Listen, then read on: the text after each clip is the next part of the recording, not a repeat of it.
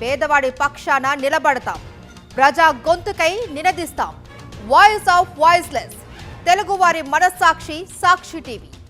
సాక్షి TV ప్రసారాల కోసం మీ స్థానిక cable ఆపరేటర్ను వెంటనే సంప్రదించండి. సికింద్రాబాద్ ఉజ్జయిని మహంకాళి బోనాల జాతర అంగరంగ వైభవంగా జరుగుతుంది. మహంకాళి అమ్మవారిని దర్శించుకునేందుకు భక్తులు భారీగా తరలి వస్తున్నారు. ఆలయ పరిసరాల్లో పోలీసులు పటిష్ట బందోబస్తును ఏర్పాటు చేశారు. బోనాలకు సంబంధించి మరింత సమాచారం మా ప్రతినిధి కవిత అందిస్తారు. ఆషాఢ మాసం అమ్మవారికి అత్యంత ప్రీతికరమైన మాసం. ఈ మాసంలో అమ్మవారికి బోనం సమర్పిస్తే సకల శుభాలు కలుగుతాయని విశ్వసించి ప్రతి ఒక్క ఆడబిడ్డ అమ్మవారికి బోనం తీసుకువస్తారు, అమ్మవారికి బోనం సమర్పిస్తారు, మొక్కులు చెల్లించుకుంటారు. మనం ఇక్కడ చూడొచ్చు, ఒక ఆడబిడ్డ అమ్మవారికి బోనం తీసుకొచ్చారు. ఎంత అందంగా అలంకరించారో మనం ఇక్కడ కనిపిస్తోంది. ఎక్కడి నుంచి వచ్చారండి? మేము జనగాం నుంచి వచ్చాము, కానీ మా తాతయ్య వాళ్ళు ఇక్కడ సికింద్రాబాద్లో ఉంటారు. ఓకే, ఫస్ట్ టైం తీసుకొస్తున్నారా బోనం? మేము తరతరాల నుంచి మా తాతయ్య వాళ్ళు ఎప్పటి నుంచో తీసుకొస్తున్నారు, కానీ నేను ఎత్తుకోవడం ఫస్ట్ టైం. ఓకే, మీరు అమ్మవారిలా ఉన్నారు, బోనం కూడా ఇక్కడ అమ్మవారి ప్రతిరూపాన్ని కనిపిస్తోంది. ఎంత టైం పట్టింది ప్రిపరేషన్కి? మేము మార్నింగ్ 3 o'clock లేచాము, 3 o'clock నుంచి ప్రిపేర్ చేస్తూనే ఉన్నాము. సో ఓవరాల్గా అయిపోయే వరకు 8 అయింది మార్నింగ్ మాకు.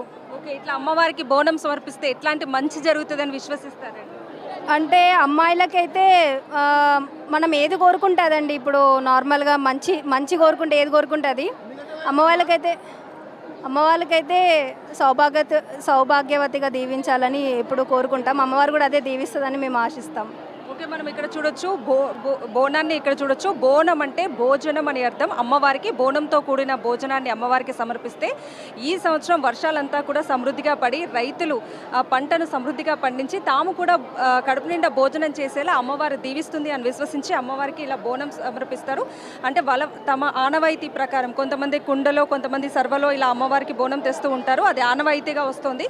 సో మనం ఇక్కడ ఏదైతే చూస్తున్నామో ఇది బోనం కుండ. దీనిపైన వేపాకులు పెట్టి దానిపైన శాఖ తీసుకొస్తారు. అమ్మవారికి అత్యంత బోనం సమర్పించాలంటే శాఖను కంపల్సరీ సమర్పించాలన్నమాట.